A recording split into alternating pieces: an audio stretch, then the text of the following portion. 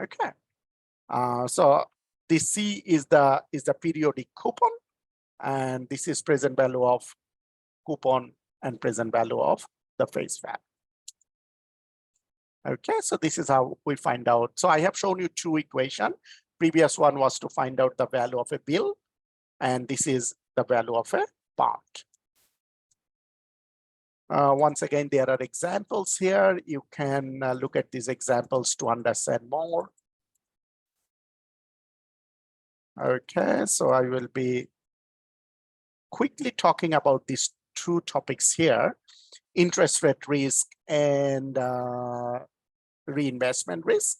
Okay, sorry, price risk and the reinvestment risk. Look, there is typically an inverse relationship between interest rate and the value of a bond. So what does it mean? It means that if interest rate increases in the market, the bond value typically decreases. Okay, typically decreases. Now, well, there are theoretical reasons behind this. When we say interest rate increases in the market, it means that the interest rate on the similar risk class bond increases in the market. All right. Now, if interest rate increases, keep it in mind, your required rate of return should go up. Why? Because you want to earn more return, right? Because typically the interest rate is higher in the market.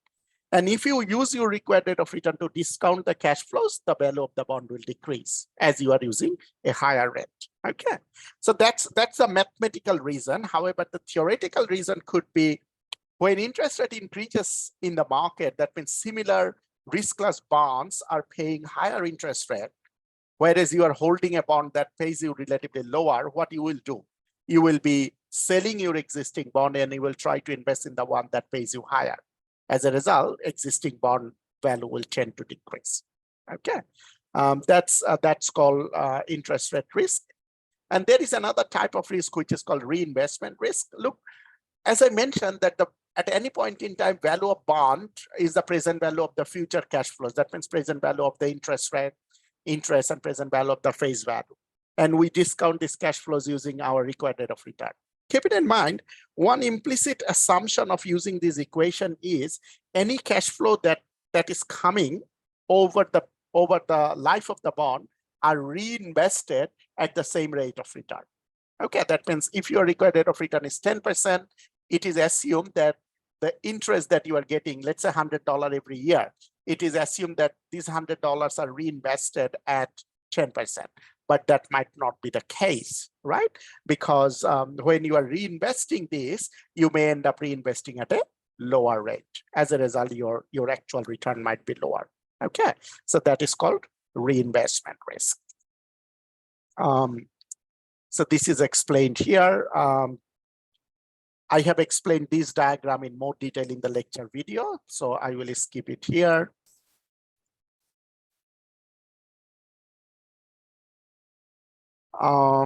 Just very quickly, the difference between debt and equity, I think most of you have a very clear idea that equity, for example, shares represent ownership in the company. And as an owner, if you are an equity holder or a shareholder, as an owner, you have claim on the company profit, you have voting rights. Okay. On the other hand, if you're a debt holder, for example, if you're a bond holder, you are not owner to the company, you have claims on the company's earnings in terms of getting your interest and principal back. Okay, and debt holders usually don't have voting rights. Okay, and another important point needs to be understood that inability to pay interest and principal on debt, that means on bond, may result in bankruptcy. On the other hand, if a company fails to pay dividend, that will not legally lead to a bankruptcy. Okay, so these are the key distinctions between debt and equity. Bond trust deed, the bond issuance will be accompanied by an agreement, okay, which is called bond trust deed. So these agreement will specify all the terms and conditions of bond issuance. Okay, and there will usually be a trustee. Trustee could be a bank or another financial institution. It will be the trustee's responsibility. All bond issuance needs to be accompanied by a trustee. That means a trustee is appointed in an all bond issuance, and it is trustee's responsibility to look after the bondholders' favor. Okay, so a trustee makes sure that the issuer complies with all the terms and conditions. Those are stipulated in a bond trust deed. So there are different types of bond. Once again, I have explained all these points in the lecture video. Just one very quick point about government bonds. Government bond, I mentioned that government also can issue bonds when they want to raise long-term funds. Okay, for example, treasury bond, municipal bond. Now, government bond, particularly the federal bond or the treasury bond, are typically considered risk-free. But keep it in mind that when we say government bonds are risk-free, we essentially indicate the default risk. Default risk means the probability that issuer might fail to pay interest and principal back. Government bonds are free of default risk because a government is unlikely to default. However, keep it in mind that government bonds are not free of other risks. For example, interest rate risk we discussed previously. Okay, that means as interest rate fluctuates in the market, the bond value can fluctuate. This risk is also applicable for government bonds. Bonds can be coupon bearing bond that has a specific coupon, and it also can be a zero coupon bond. That means it doesn't have any interest, so it is issued at a discount, and at the maturity principal is paid back. So the difference is the return for an investor. Okay, so let me stop here because we have almost spent 24 minutes already from our 1 hour session. So let me stop here.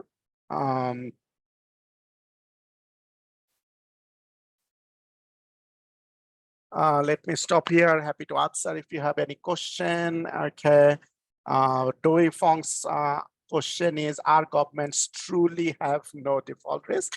Okay, that's a good question. There are instances that government bonds have been defaulted. Okay, I don't want to give you a specific example, but if you search, you will find that there are instances where government bonds have been defaulted.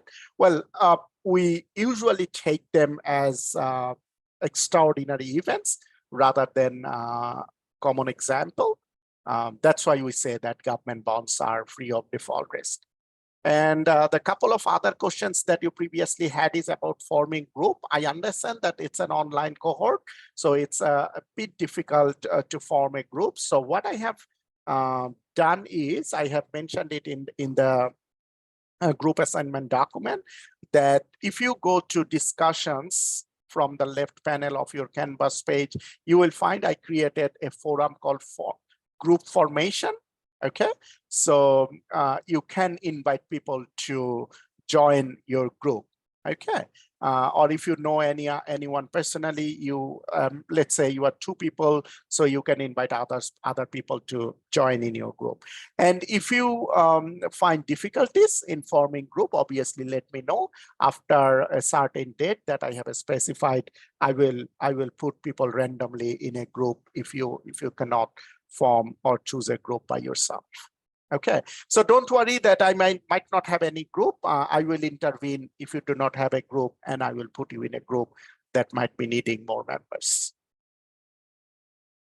Okay, so I think I have answered all the questions thus far. We have any other question?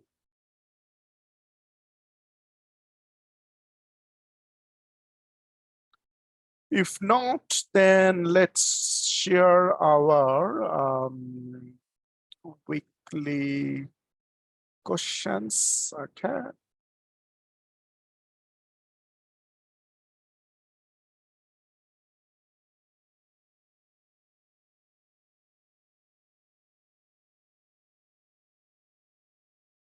Okay, I think you can see the document I have shared, right? Okay, so we have several very simple questions. First of all, well, that's the question that we were just discussing. Is it true that an Australian government bond is risk-free? You can simply switch on your microphone if you have an answer, or you can write down in the chat box. Is it true that an Australian government bond is risk-free?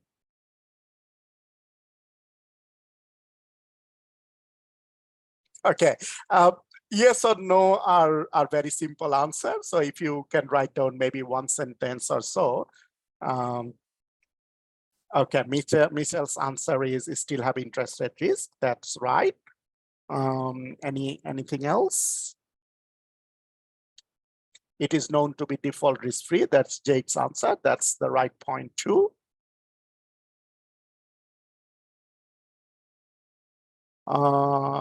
Srijan's answer is until now, the Australian government have never defaulted on their bond. That's also true. Every country has its own T-bond rate. Well, yeah, that's right. Okay, so I see that all the points are right. That when we say government bonds are risk-free, we refer to default risk.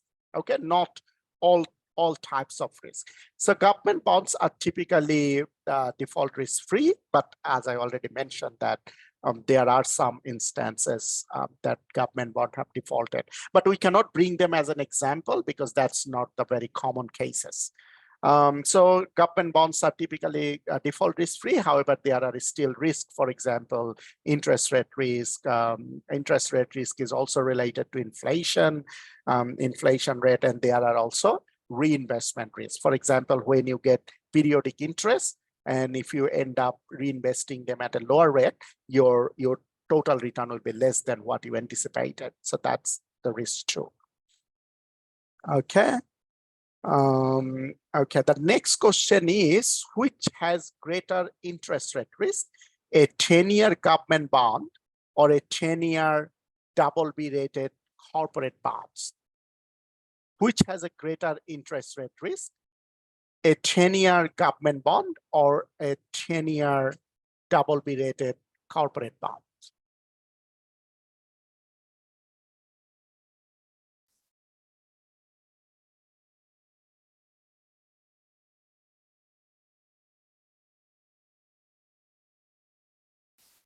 Dewey Fong's answer is government bond.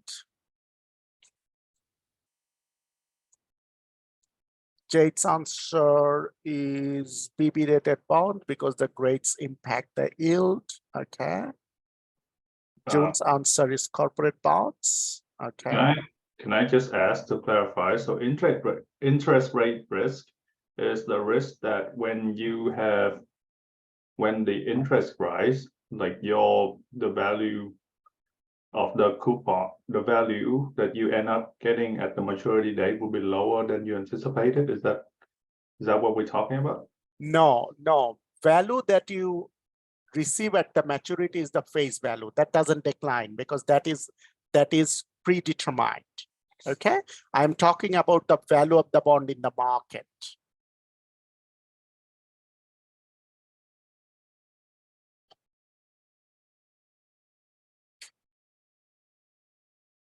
Like if you are holding a bond and if the interest rate increases in the market, the bond value in the market will decrease, which means if you sell the bond in the market, you have to sell it at a lower price. Okay, that's my point. Sylvester's answer is government bond. Okay. Any reason those government bond? Okay, so any reason when you are answering government bond, do you have any reason for that?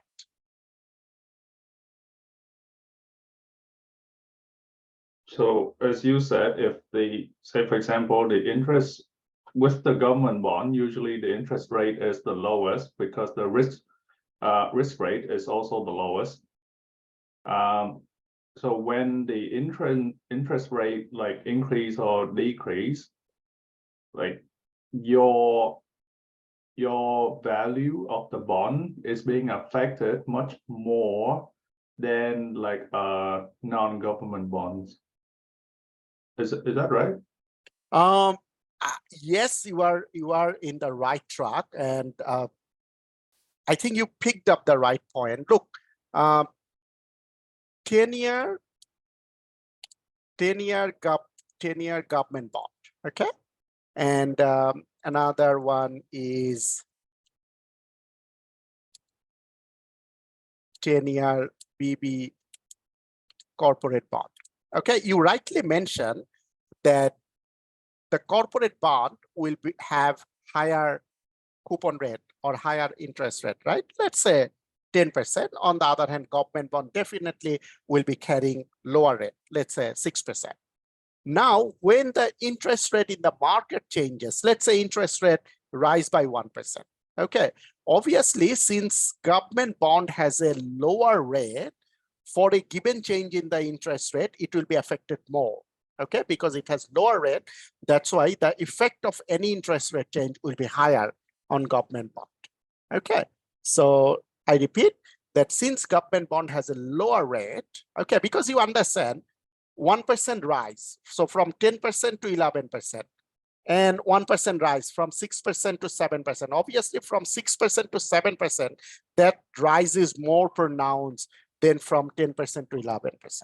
Am I right? So since government bond typically has lower rate compared to corporate bond, so it will be more affected for a given change in the interest rate in the market. Okay. You can keep asking question if you have anything in your mind, but since we have limited time, I move forward. But if you have any comment, anything, you can write down in the chat box.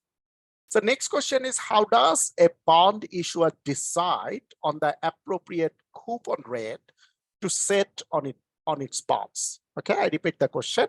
How does a bond issuer decide on the appropriate coupon rate to set on its bond? And that's the first part of the question. And second part of the question is, explain the difference between the coupon rate and the required rate of return on a bond. Explain the difference between the coupon rate and the required return on a bond. So you may take 30 seconds to think about, then you can tell me your answer.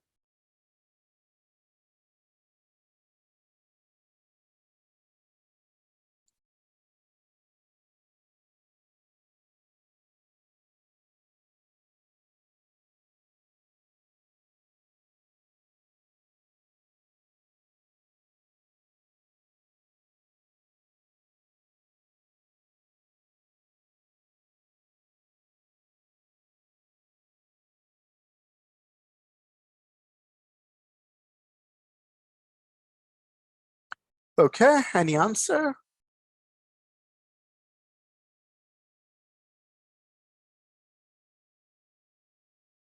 Like if you are a bond issuer and you are going to issue a bond, how you are gonna set the coupon rate for the bond?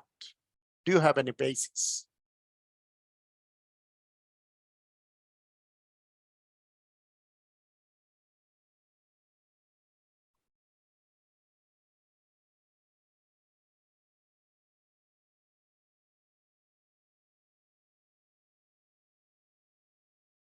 I don't see any answer yet.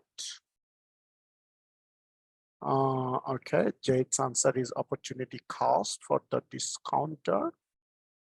The amount you currently need for your goal. Michelle's answer is coupon rate is dependent on factors such as current interest rate and perceived level of risk. Okay. Coupon rate is how much is received periodically. Required rate is the investor hopes to receive. Okay. Well, that's a good answer. So all of you try to be on the same page. Look, as Michelle mentioned, that if you are issuing a bond, nowadays in reality, if you are issuing a bond, typically you will look at your rating, bond rating or your company rating. Okay, and typically the companies, when issuing bonds, they will go to a rating agency and they will ask to rate their bonds. Okay, and bond rating, for example, you see the 10-year BB corporate bond. So what does this BB mean? This is the rating of a bond. Okay, it could be AAA, AA, single A, or triple B. So these bond ratings essentially refers the default risk associated with a bond. Okay. Now, when you are issuing a bond and you know about the level of risk, so you should go to the market. Okay, you should go to the market. You should look at the coupon rate offered by similar risk class bond. For example, if your bond rating is triple B, then go to the market and check. Go to the market means the similar bonds issued by other issuer. Okay, similar risk class bond. Check that what is the coupon rate those bonds are offering, those issuers are offering. Okay, and obviously you should look at 2 points. One is the risk, which is reflected by this rating. Another is maturity. That means go to the market, check the similar risk class and similar maturity bond. Okay, and you can take their coupon rate as a basis for issuing your own bonds and setting up the interest rate. However, keep it in mind that it's not necessary that your coupon rate will always be reflective of the existing bonds, because sometimes you might want to offer a relatively higher rate, considering the perceived riskiness, the economic condition, and so on. Okay. However, the main basis will be similar risk class, similar maturity bond in the market, and their coupon rate when you are setting the coupon rate for your bonds. And Michelle's answer for the second part of the question is also correct. That coupon rate is the stated interest rate on a bond. As I said, that when a bond is issued, it is specified that it's a 5% bond, 6% bond, 10% bond. And these percentages are calculated on the face value of the bond. For example, if a bond has a face value of $1,000 and it's issued with a 10% coupon, it means that it will pay $100 interest or $100 coupon every year. Okay.